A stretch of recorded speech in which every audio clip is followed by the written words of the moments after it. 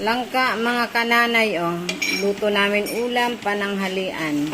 Hindi na nabidyoan kanina. Naglalabada kasi ang kananay nyo. Ayan. Tingnan nyo ang langka. Ay, niluto ko muna yan sa pangalawang gata. At ilalagay na natin ang unang gata. Ayan. Asarap nito mga kananay. Talagang 3 nyog ang pinakayod ko sa isang maliit na langka. O, diba?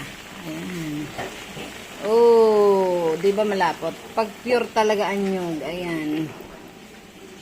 Oh.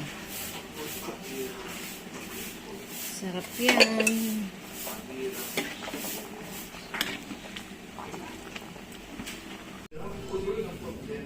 Hi guys. Kain tayo. Tanghalian. Anong oras na ba? 5. Nagluto kami na ng langka. Ito yung langka.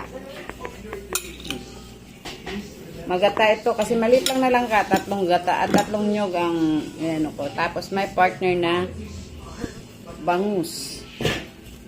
Diba? Kain tayo.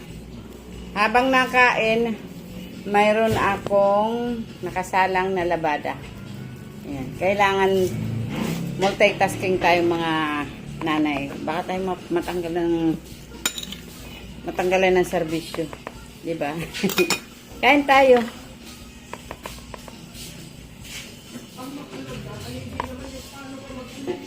Kain po. Tingnan nyo, oh, magataan lang kako. Sabi ni Mr. Ako ang nasubo sa diba? Sarap.